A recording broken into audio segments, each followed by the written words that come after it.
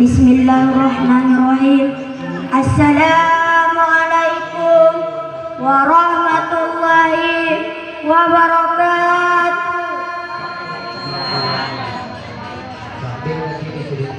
Alhamdulillah bidzikrihi tatma'innul qulub wa bifadlihi tughfarud dzunub. Ashhadu an la ilaha illallahul ghaliyyul ma'bud wa ashhadu anna Muhammadar Rasulullah shariiful ma'bud. Wa shalawatullahi wa salamuhu ala sayyidina Muhammad wa ala alihi wa ashabihi ahli taqwa wal ma'rifati wa man tabi'ahum bi ihsanin ila yaumiddin. Amma ba'du. Qala Allah ta'ala fi kitabihil karim, a'udzu billahi minas syaitonir rajim. Bismillahirrahmanirrahim. Iqra bismi rabbikal ladzi khalaq. Wa qala an-nabi sallallahu alaihi wasallam fi kitabihil hadits, man salaka tariqan yaltamisu fihi ilman sahalallahu lahu tariqan ilal jannah. Shadaqallahul azim. Alhamdulillah jamaah rahimakumullah. Puja dan puji syukur kita kepada Allah yang dimana Allah sampai saat ini atau sampai detik ini masih memberikan kita nikmat yang banyak. Apa itu nikmatnya? Seperti nikmat kesehatan, kesempatan, kejayaan, keringanan langkah, sehingga kita masih dapat didudukkan dalam acara yang bahagia ini. Namun nikmat yang Allah beri kepada manusia yang paling hendak kita syukuri ialah nikmat iman dan Islam. Maka di sini izinkanlah saya membahas tentang ilmu. Apa itu ilmu? Segala petunjuk yang datang dari Allah melalui baginda Rasulullah SAW. Untuk apa itu ilmu? Untuk mengetahui mana yang salah, mana yang benar, mana yang halal, mana yang haram, mana yang didahulukan, mana yang dikudikan, dan mana yang sunnah, mana yang bid'ah. Nah, ini pentingnya ilmu. Namun sangat disayangkan pada saat ini umat Islam mulai malas atau mulai enggan untuk menuntut ilmu, khususnya ilmu agama. Buktinya apa? Ada buktinya. Banyak kita lihat masjid-masjid yang kosong. Akibat apa? Akibat laki-laki yang balik banyak meninggalkan sholat secara berjamaah.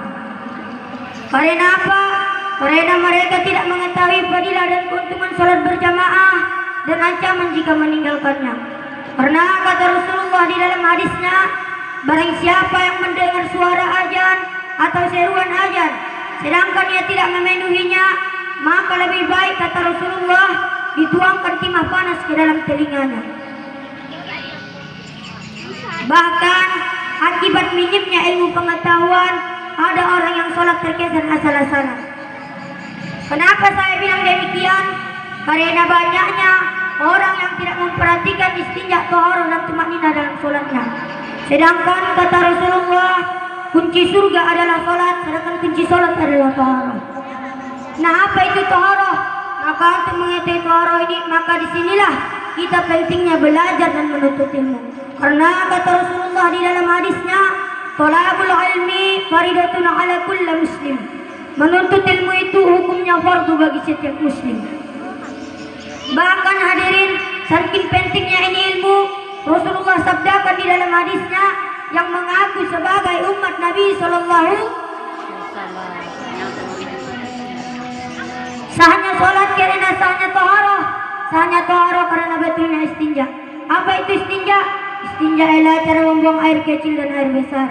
Jadi kalaulah kita tahu ilmunya, maka kita akan mengerjakannya dengan memakai adab dan memakai sunnah Nabi Sallallahu Alaihi Wasallam. Namun apa yang terjadi pada saat ini hadirin? Karena tiadanya ilmu, banyak orang yang kencing berdiri. Padahal sama-sama kita ketahui kencing berdiri adalah jangan bilangnya teman. Dan kalau istinjanya sudah benar, bagaimana pula lah dengan taharahnya? Apa itu taharah? Taharah artinya lah bersuci dari apa? Dari najis dan hadas. Najis terbagi 3, hadas terbagi 2. Apa itu najis? Ada juga najis berat, namanya najis mughalladzah, yaitu seperti anjing dan babi. Maka untuk membersihkannya cukup disamak memakai air lumpur sebanyak 7 kali. Barulah disiramkan ke bagian badan kita yang terkena najis tadi. Ada juga najis sedang, yaitu segala binatang yang terkena kita, kotorannya atau bangkainya dan kotoran kita. Maka membersihkannya cukup hilang 3 sifat: hilang bau, hilang rasa, hilang warna. Ada juga najis ringan, yaitu najis mukhaffaf. Hadas ada 2, hadas kecil, hadas besar. Hadas kecil itu apa? Segala yang keluar dari lubang kubul dan lubur. Hadas besar itu apa? Seperti suami yang berhubungan dengan istrinya, wanita yang datang bulan, lelaki yang bermimpi bidadari. Itulah hadas besar.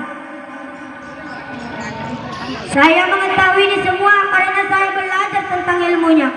Maka di sini saya hendak mengajak ibu-ibu, bapak-bapak, dan teman sekalian yang menghadiri acara ini untuk bersungguh-sungguh dalam menuntut ilmu. Biar supaya apa hadirin? Biar supaya selamat dunia dan di akhiratnya Allah Subhanahu wa taala.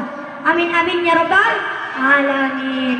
Karena kata Rasulullah di dalam hadisnya, "Man salaka tariqan yaltamisu fihi ilman, salallahu lahu tariqan ilal jannah." Yang artinya apa?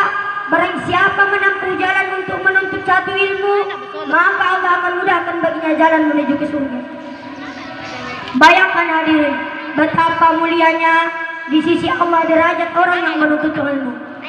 Surga saja yang begitu mahal nilainya, Allah akan mudahkan bagi orang-orang yang mau belajar dan menuntut ilmu. Jadi kalaulah surga saja Allah mudahkan bagi orang yang menuntut ilmu, apakah lagi perkara-perkara yang lain? Karena pepatah Arab katakan, "Man jadda wa jadda," barang siapa bersungguh-sungguh maka ia akan mendapatnya. Mendapat apa? Mendapat yang sudah dijanjikan Allah Subhanahu wa taala. Mendapat surganya Allah Subhanahu wa taala dan mendapat ridhonya Allah Subhanahu wa taala.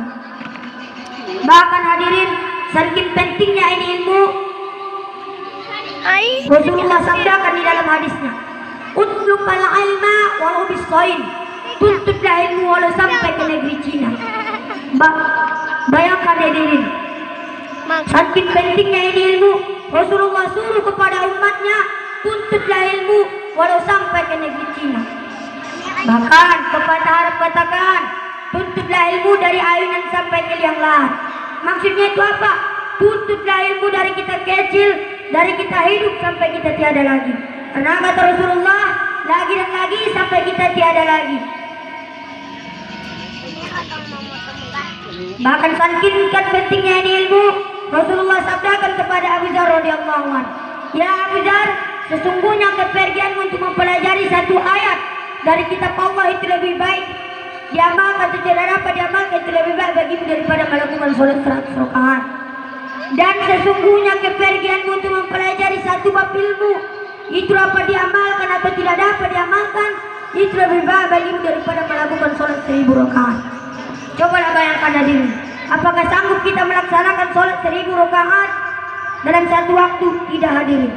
Maka untuk membandingkan sholat 1000 rakaat cukup menuntut satu bab ilmu. Itu pun dapat diamalkan dan tidak dapat diamalkan. Dan kalaulah taharun dan istinjanya sudah benar, bagaimana pula dalam tumaninah dalam sholatnya? Karena kata Rasulullah, seburu-buru pencuri ialah mencuri dalam sholatnya. Orang yang mencuri dalam sholatnya bagaimana? Dia tidak menyempurnakan ruku dan sujudnya, karena ia tidak memakai tumakninah dalam sholatnya. Bahkan sama-sama kita ketahui rukun sholat ada 13. Yang pertama niat, yang kedua tegak lurus berdiri, yang ketiga mengangkat takbiratul ihram atau takbiratul ula, yang keempat membaca Fatihah, yang kelima ruku, itu tumakninah dalam sholat, yang keenam ibtidal, itu tumakninah juga, yang ketujuh sujud, itu tumakninah, yang kedelapan duduk iftiras, yang kesembilan duduk tahiyat awal, yang kesepuluh duduk tahiyat akhir, yang ke-11 memberi salam belah kanan, Assalamualaikum warahmatullahi wabarakatuh, yang ke-12 memberi salam belah kiri, Assalamualaikum warahmatullahi wabarakatuh, yang ke-13 tertib. Maka mungkin Sampai sinilah yang bisa saya sampaikan. Billahi taufik wal hidayah. Assalamualaikum warahmatullahi wabarakatuh.